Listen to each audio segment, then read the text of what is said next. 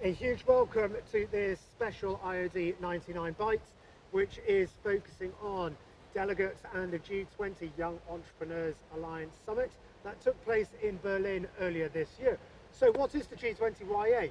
It is an organization that brings together networks, entrepreneurs and people, well, organizations from the 20 biggest economies in the world, as well as one or two other specially invited high growth economies as well.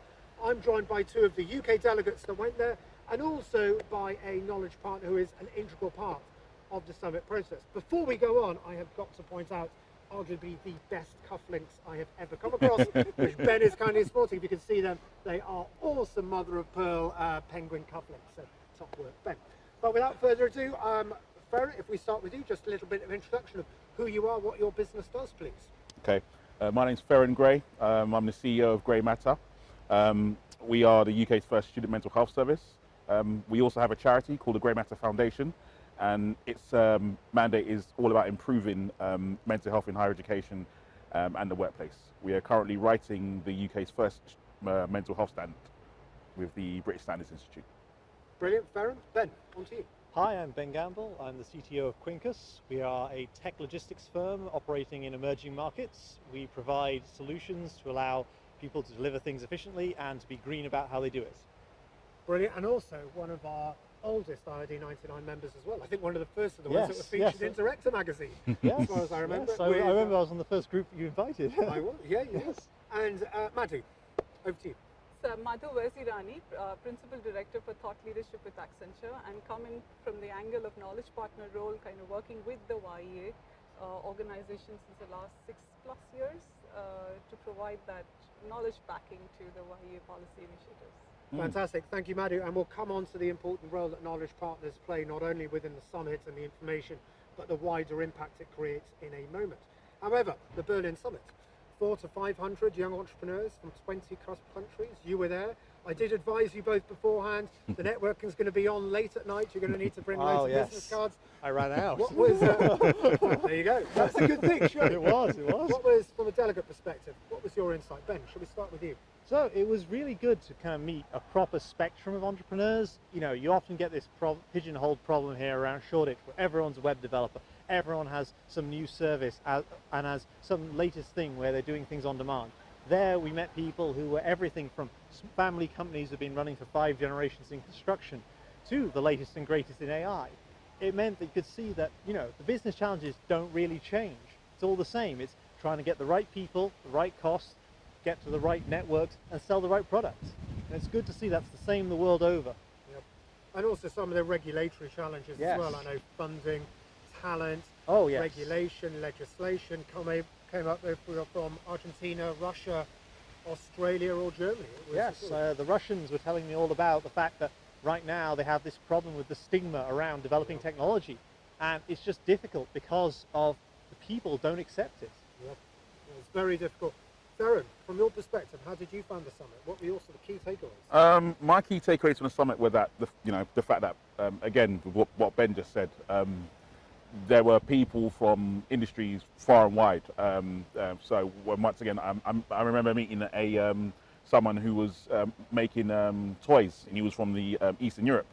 Again, to people doing the cutting edge AI, and again, I found that the one thing that we all found in common was the fact that we was all there to learn. To learn, exactly, to learn. And I just think that the YEA, it's just a great opportunity for everyone, really. And that's what we've seen time and time again, the importance of pulling together communities. Doesn't matter if it's local communities that are urban, city-centric, or nationally geographical centric, or national organizations like IoD99, or international bodies like the YEA. The importance of community, pulling people together to not only show that we're on similar journeys, but sharing from one another. And I think, Madhu, bringing you in on this point, firstly, what is a knowledge partner? For those out there that's watching that, what is a knowledge partner? So our knowledge partner role basically is kind of goes deeper into looking at any topic. So for instance, digital technologies overall, but more recently artificial intelligence, and kind of picking from that lens, what do startups need? What are companies, what are universities doing? What are companies doing? How do we bring in the policy side of things? So the knowledge partner kind of brings in that rigor of, looking at what's happening out there in the ecosystem before you actually put forward a proposal for a policy initiative or a policy change, and socializing that with the B20 business leaders as well.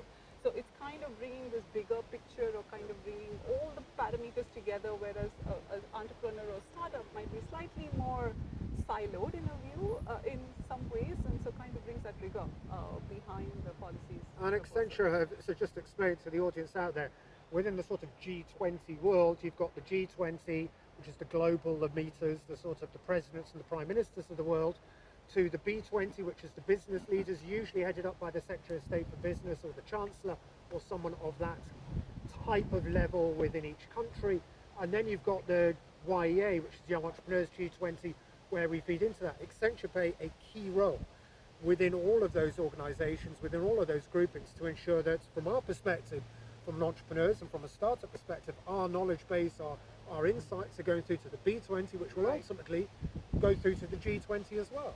Yeah, so it's more to provide that visibility, for the entrepreneur world and startup world at the B20s, because a lot more increasingly, you don't hear of companies who want to do it alone, right? You don't hear of entrepreneurs who want to work. We just discussed, Ben, exactly. it's more about this bringing the synergy from the small and the big companies, and that's why you need the B20 as well, alongside the government and policymakers. So it's more and more what we would call like a digital ecosystem. So to your point on communities, is it like in a physical world, it's no longer restricted by borders. It's in a digital ecosystem, and it's bringing those connections, bringing that link stronger is what the role of the knowledge partner is. And it's through individuals like Madhu and her colleague Francis Hinderman within Accenture, and also EY, Lawrence Moore, etc., who are able to pull this knowledge together. But it is you guys and girls out there within the YEA movement that have this knowledge, and it is important that world leaders hear about what is actually happening on the ground. And we've just come from number 10, where you're able to share some of those experiences with one of the special advisors there. And it's absolutely crucial that they hear that. It's very important, because it's kind of a big disconnect, because of we run along in our very exactly siloed worlds where AI is just something we do. It's not new to us. In fact, in some ways, it's really not new. The AI boom was the 70s. And then it's things like, we've been applying this stuff for 5 years now, and then suddenly it's come to a head because of, the Mail has picked up something weird, and now it's a public policy issue.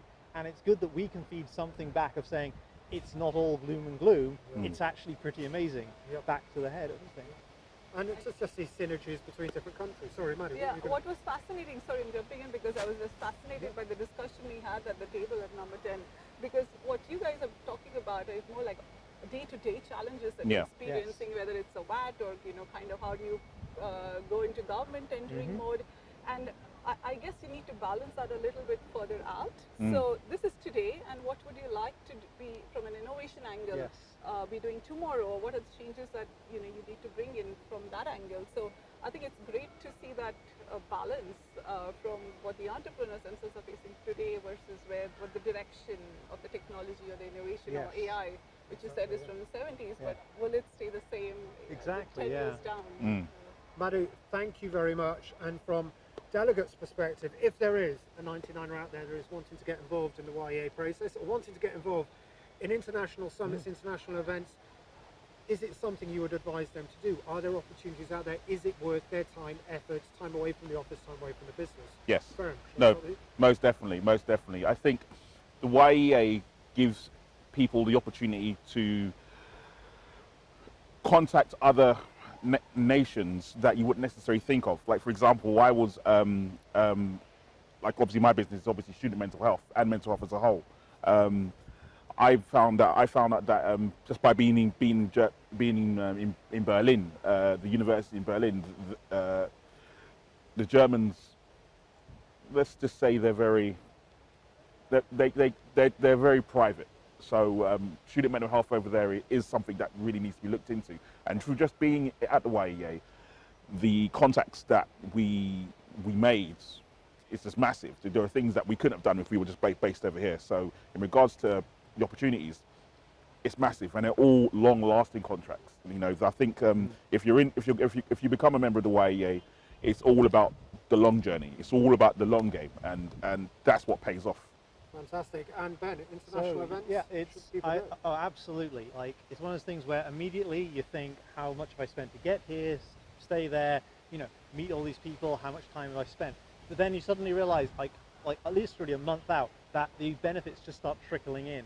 So, like, I now have contacts in construction industries who are actually soon to be valued customers. And I'll be honest, like, there is no other place to meet people like that, across industries, across countries, because those events don't exist. And then it's like, actually, one of the most interesting things to come out of this might be almost one of the interested parties in an acquisition right now actually found out about us from this event. Brilliant. And that literally has come through as we got a vote. Literally got a tick at a board level from someone who, you know, someone I met there. So it's kind of like a really kind of thing where, you know, building a network is always worthwhile, but building a network at this level is something you don't get many opportunities to do. Indeed. Ben, Farron, Madhu, thank you so much indeed. So do get involved, do engage. You've got a fantastic peer community within the IoD99, and through the IoD and other organisations, we can help you take it global as well through organisations like the G20 YA. And this year we had 8 99ers that went along to it. Next year it's going to be in Argentina, so hopefully we'll have just as many 99ers, even more hopefully, going along to that one. Thank you all so much for your insight. We hope you found this of use, and have a great day.